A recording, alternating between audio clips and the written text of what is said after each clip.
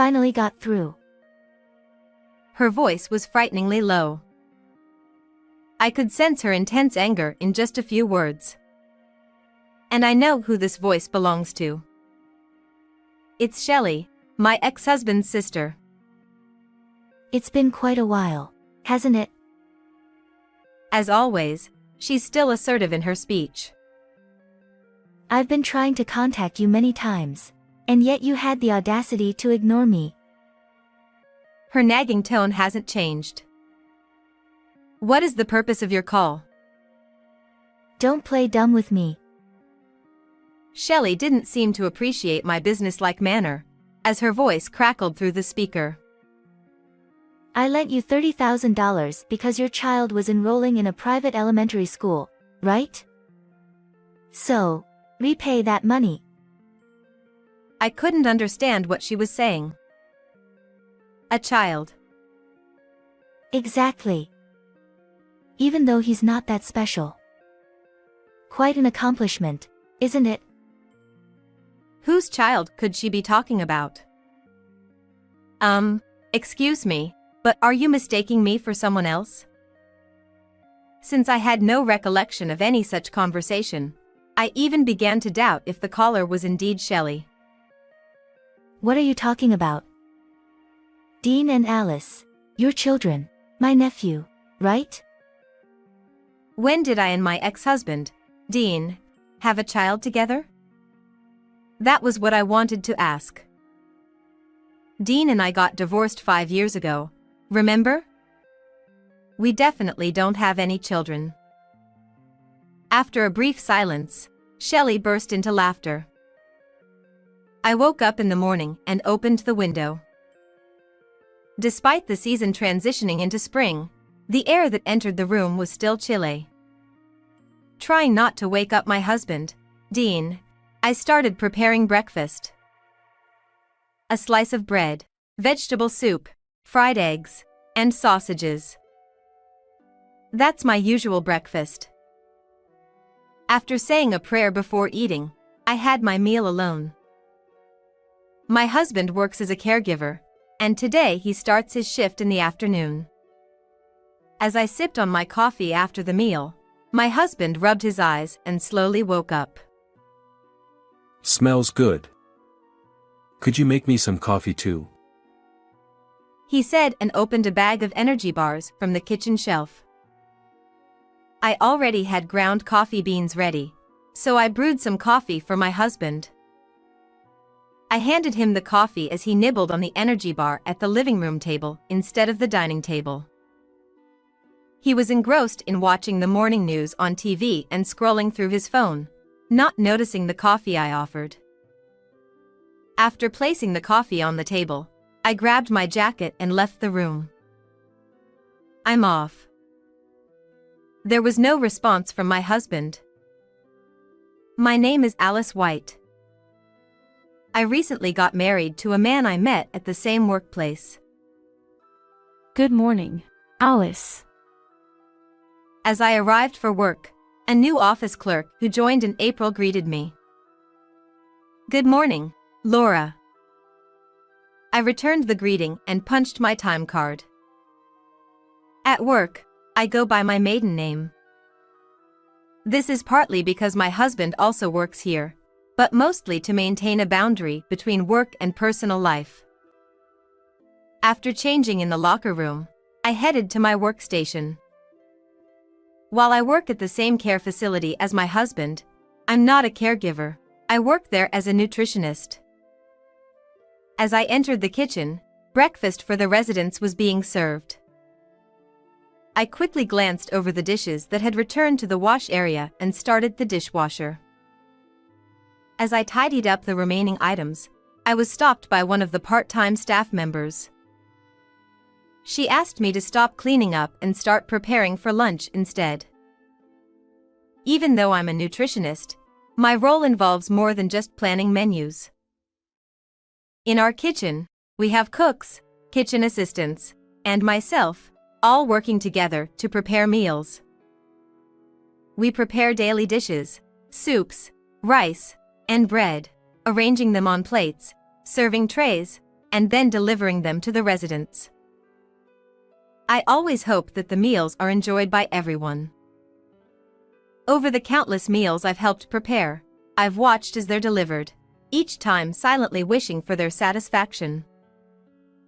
Before starting the cleanup after the residents finished their meals, I headed to the office, where it seemed my husband had just arrived for work. I saw him chatting happily with Laura, who had greeted me earlier in the morning. They seemed to notice me watching, and awkwardly parted ways. Then my husband came over to me. We were just chatting as I said hello. I know that. Good morning, Dean. To shake off the slight unease I felt, I tried to mimic Laura's cheerful demeanor as I spoke. My husband chuckled and quickly made his way to his station. I grabbed my laptop from my locker and returned to the kitchen. When considering the elderly residents' health, meals tend to be bland, so I brainstormed ways to add variety while creating the menu.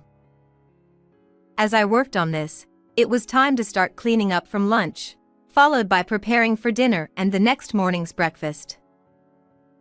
By the time the users of the daycare service were leaving on the shuttle bus, my workday finally came to an end. Good job today, Alice. When I was changing in the locker room, Laura approached me again, just like in the morning. She's really outgoing. Even for someone like me, who tends to keep to themselves, she doesn't hesitate to come over. Thank you. I returned her greeting with a forced smile, quickly finished changing, and was about to head home. However, she continued to talk one after another. What's it like working with your husband at the same place? Do you talk about work at home? Oh. But Dean seems so fun.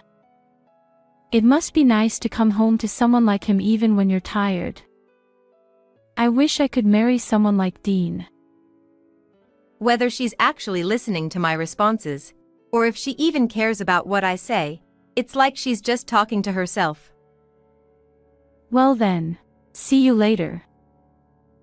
She left with a sparkling smile, wearing a light pink coat. Caught up in her pace, I stood there dumbfounded for a while, but then I remembered that my sister-in-law Shelley was supposed to come over today, and I sighed. What? Dean's working the night shift tonight? My sister-in-law dramatically slumped her shoulders. You didn't hear it from Dean? She dropped her bags heavily onto the sofa and plopped herself down with a thud, glaring at me. If he's not here, you should have told me earlier. She ignored my question. My sister-in-law dotes on Dean and seems to view me as an adversary. Most of those bags on the sofa are probably gifts for Dean.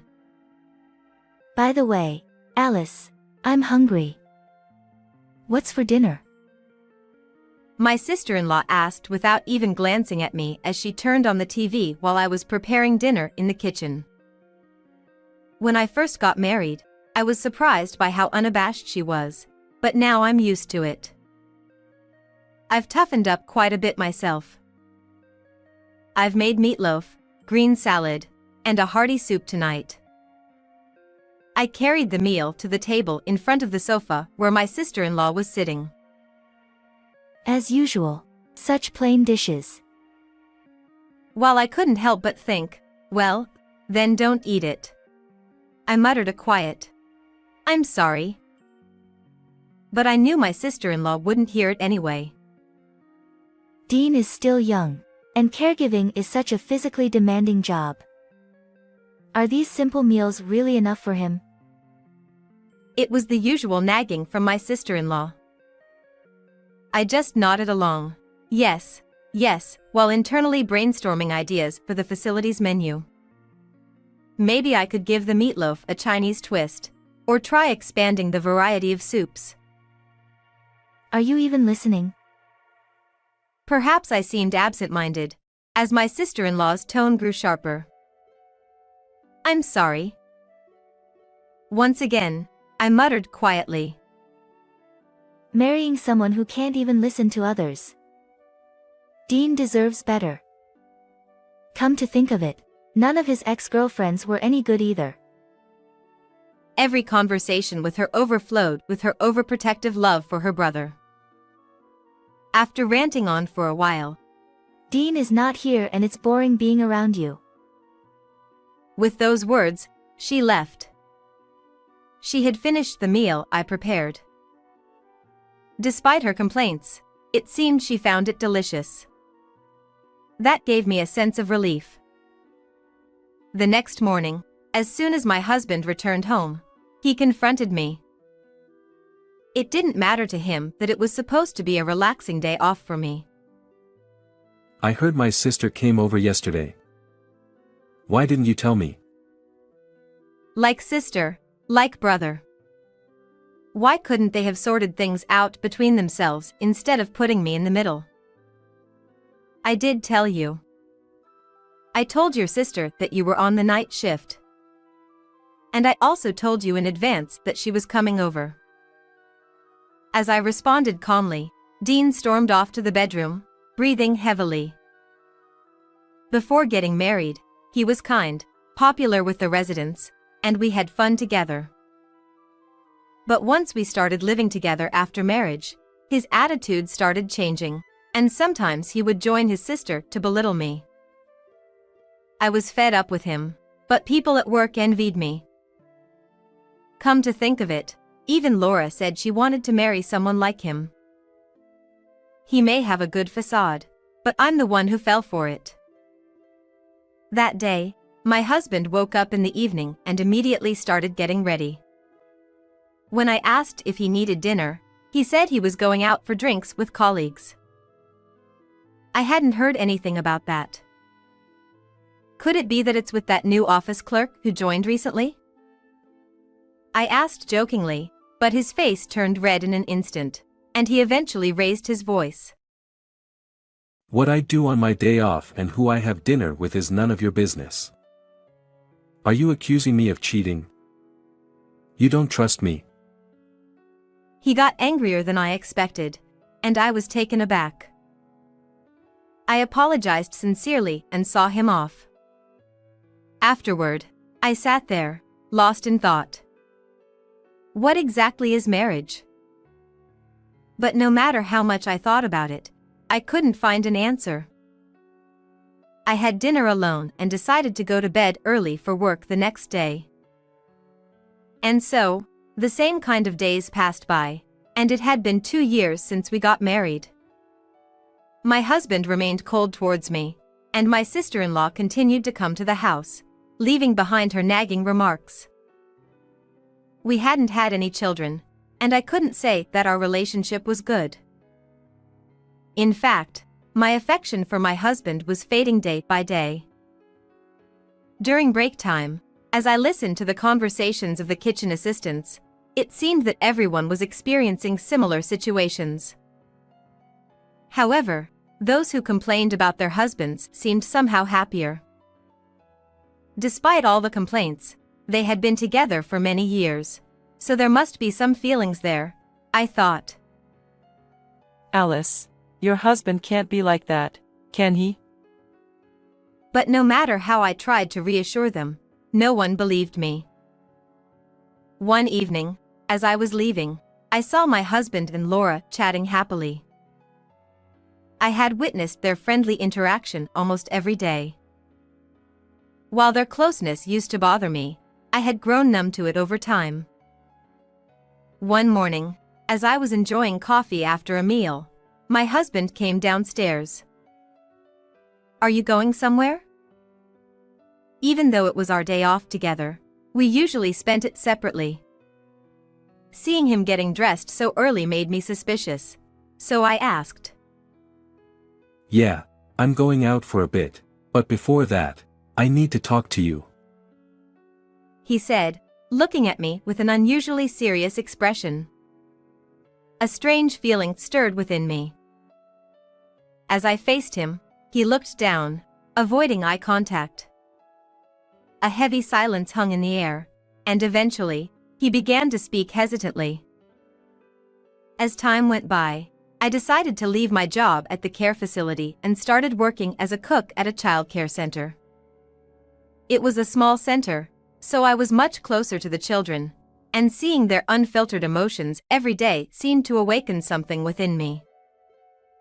Unlike before, every day felt bright and lively. Goodbye, Alice. It was already 5 o'clock, so I started to head home, and the children called out to me. "See you tomorrow." I waved back and hurried along the way, exchanging quick greetings with the childcare staff and the parents who had come to pick up their children. During work, I received a call from Shelley. After finishing work and checking my phone, I saw several missed calls, which made me feel uneasy and wanted to get home as soon as possible. Upon arriving home and closing the front door, my phone rang again. Surprised, I checked it, and this time it was from an unknown number. I was certain I shouldn't answer this call. It must be from Dean. I've received calls from him before, asking for money. I have no attachment to Dean whatsoever, nor any sympathy for him. Certainly, I had no intention of lending him any money. When I firmly refused, he started resorting to silent calls and even stalking. Even when I blocked his calls, he would change his number and continue to contact me. Eventually, he started waiting for me outside my workplace, forcing me to switch jobs multiple times. His persistence became unbearable. After finally consulting the police about the situation, he seemed to give up for a while, but then... Will I have to go through that ordeal again? For now, I decided to turn off my phone and avoid any contact from those siblings. To calm myself down, I slowly sipped my coffee. Why do I have to be pushed to the brink like this? When will I ever be free from those siblings? I opened the window and looked up at the night sky, lost in thought. Since blocking calls from Sherry and Dean, I had enjoyed peaceful days. I had been avoiding answering calls from unknown numbers, but as I changed jobs frequently, I started to have more acquaintances. Then, one day, I answered a call from an unfamiliar number. Finally got through. Her voice was frighteningly low. I could sense her intense anger in just a few words. And I know who this voice belongs to. It's Shelley, my ex-husband's sister. It's been quite a while, hasn't it? As always, she's still assertive in her speech. I've been trying to contact you many times, and yet you had the audacity to ignore me. Her nagging tone hasn't changed. What is the purpose of your call? Don't play dumb with me. Shelley didn't seem to appreciate my businesslike manner, as her voice crackled through the speaker. I lent you $30,000 because your child was enrolling in a private elementary school, right? So, repay that money. I couldn't understand what she was saying. A child. Exactly. Even though he's not that special. Quite an accomplishment, isn't it? Whose child could she be talking about? Excuse me, but are you mistaking me for someone else? Since I had no recollection of any such conversation, I even began to doubt if the caller was indeed Shelley. What are you talking about? Dean and Alice, your children, my nephew, right? When did I and my ex-husband, Dean, have a child together? That was what I wanted to ask. Dean and I got divorced 5 years ago, remember? We definitely don't have any children. After a brief silence, Shelley burst into laughter. Are you out of your mind? Did you really think you could get away with such a lie just because you don't want to repay? Even though she said that, I genuinely had no idea what she was talking about. The story seemed completely off, so I asked for more details, and it turned out that Sherry didn't know that Dean and I had divorced. When she asked Dean for repayment of the money, he told her he had entrusted everything to me. Anyway, Dean says he entrusted everything to you, so give it back to me right away. I was left speechless as she abruptly hung up the phone, but soon, a boiling anger began to well up inside me. 5 years ago, Dean told me that he wanted a divorce because he had impregnated Laura. I wasn't particularly attached to him at that point, and I even felt disgusted to know the fact. So, I immediately agreed to the divorce. Could it be that he had been lying to his family, claiming that the child born between him and Laura was actually ours? Dean's parents had already passed away, so even if he had kept it a secret from Sherry, I couldn't understand why he would do such a thing. Moreover, even after the divorce, Dean kept contacting me, asking for money. Of course, I never obliged. I was so angry that I headed to the care facility where Dean was. Entering through the main entrance, there was a reception desk right away. It had been 5 years since I left, and the receptionist was someone I didn't know.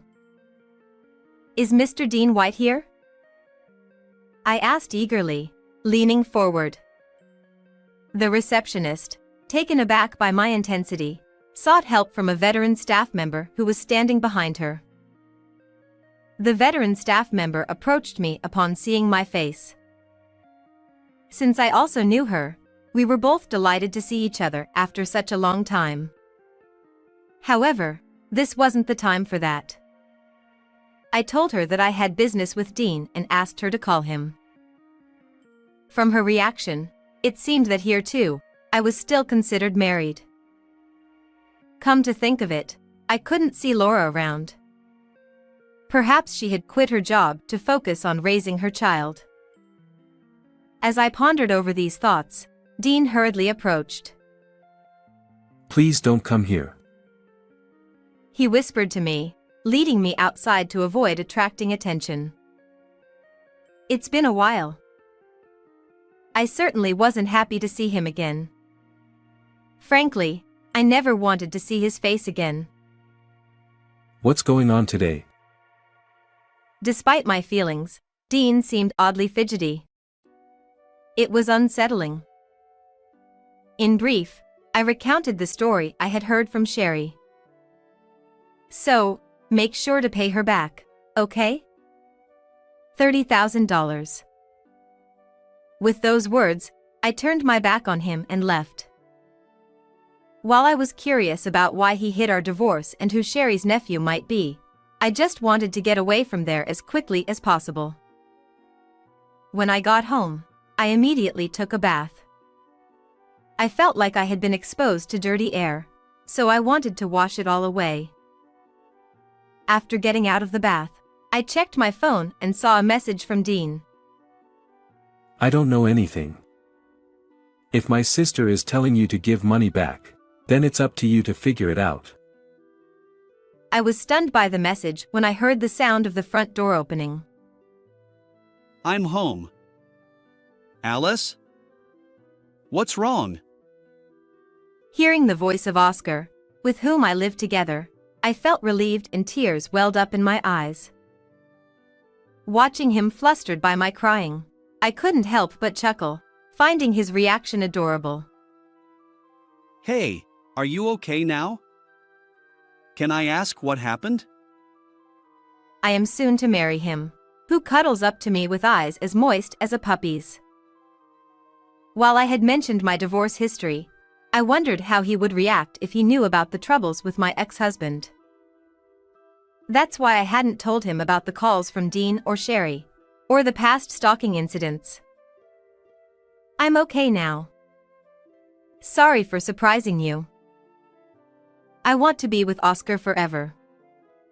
Meeting him has taught me what true love is. Even as we age, I want to walk alongside him, cuddled up together. With him, we can support each other while respecting one another. And above all, I didn't want to lose him. I'll manage on my own somehow. As I tried to prepare dinner as usual, pretending not to let Oscar know about the troubles with Dean, Oscar grabbed my arm with a serious expression. His grip was strong, and I couldn't move from that spot. Alice, you're hiding something, aren't you? Oscar was a detective. It didn't take long for me to realize that I couldn't escape from his straight gaze. I knew I couldn't deceive or lie to him.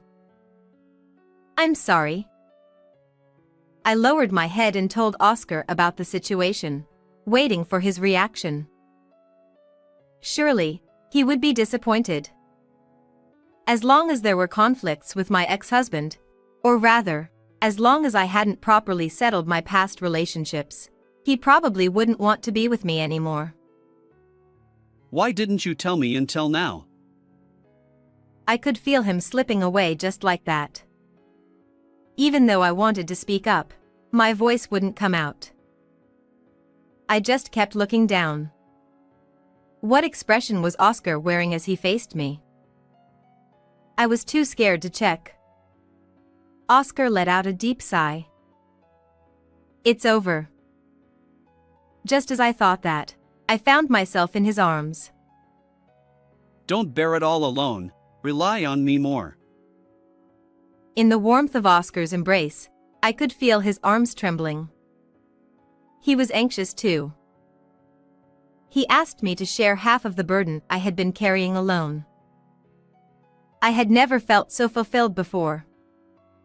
In his arms, I finally understood what happiness truly meant. A few days later, I called Dean and Shelley to my home. They arrived in high spirits, but their confidence faltered when they saw Oscar by my side.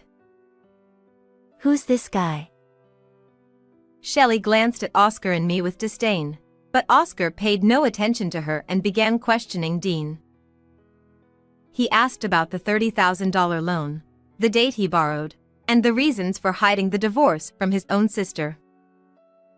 Oscar asked politely and in a gentle tone, but Dean's answers were all evasive and unsatisfactory.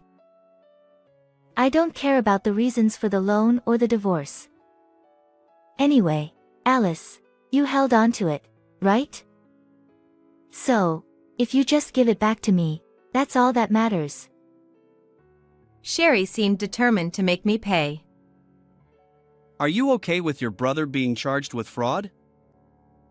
Oscar looked at Sherry with a piercing expression. There's no way my little Dean could commit fraud. Sherry glared back at Oscar, refusing to back down. Despite being the subject of discussion, Dean kept his head down. Oscar returned his attention to Dean and began to explain slowly. Using false information or misleading facts to deceive others and gain illicit profits constitutes fraud. Are you telling the truth? Seeing Dean still silent, Sherry couldn't stand it any longer and confronted Oscar. Who do you think you are? You're just a stranger. Can't you, as a legal amateur, stay out of this? Sherry works as a clerk in a law firm, but she's not a lawyer. Amateur. As I pondered this, Oscar countered. I'm a police officer. Interrogation is part of my job as a detective. While I'm not a legal professional like a prosecutor or a lawyer, I do have some knowledge. Sherry and Dean stared at Oscar with wide eyes. And also, I couldn't hold back any longer and spoke up. He's my fiancé. He's not just a stranger. Now, both of their gazes were fixed on me. Truly siblings. Their astonished faces mirrored each other. With Oscar being revealed as a policeman, Dean seemed to resign himself and began to speak the truth. He confessed that after divorcing me, he tried to be with Laura, who was pregnant, only to find out that Laura had a boyfriend and he demanded compensation. However, Laura herself didn't want to break up with her boyfriend and decided to terminate the pregnancy to reconcile with him. Dean was also demanded to pay for the abortion expenses. Feeling emotionally and physically wounded, she threatened him to let his colleagues at work know about it. Consequently, he had to pay the compensation to Laura as well. After that, he found himself with too much spare time and couldn't stop spending money on mobile games, leading to overwhelming debt. Just listening to it made my head spin. It's embarrassing to think I was once married to such a pathetic man. So, who was that child then? Sherry seemed quite shocked too. There was no vigor in her voice. I asked a coworker's child to pretend. I promised to give him pocket money and buy him things he wanted. How foolish can he be? I can't believe Dean would lie to me like that. Sherry looked up at the sky. Tears were streaming down her eyes, but I couldn't have any sympathy. This is the truth. Now, please talk it out between yourselves. And get out of our home as soon as possible, you strangers. When Oscar raised his voice, both of them flinched and quickly left the house. After that, neither of them ever contacted me again. 3 years later, Oscar and I were preparing to move into a new apartment. Since that incident with the siblings, we hadn't had any dealings with them, and I've been enjoying peaceful days. Most importantly, a new life is about to join us. A moving truck arrived and our belongings were carried out of the room one by one. We looked at the now empty space and laughed, realizing how spacious it was. I wondered if the baby inside my belly was laughing with us as I could feel them moving. We got into the car and headed towards our new home. During a red light, I noticed a man walking hand in hand with a woman. Her face looked familiar. Oscar seemed to notice too. I gently touched his hand as he gripped the gear lever. He squeezed my hand back gently. The woman being led looked at us. However, she seemed unable to remember who we were. She stopped in the middle of the crosswalk, looking lost, until the man with her urged her to keep walking. As the light turned green, Oscar drove on. As we passed by, the man seemed to be shouting insults at the woman, but our car kept moving. That's fine. I've overcome the past and found happiness. With Oscar and the precious little one on the way, I'll walk into the future. In the warm sunlight pouring down on us, our car drove straight ahead. Cherry blossoms were in full bloom along the roadside.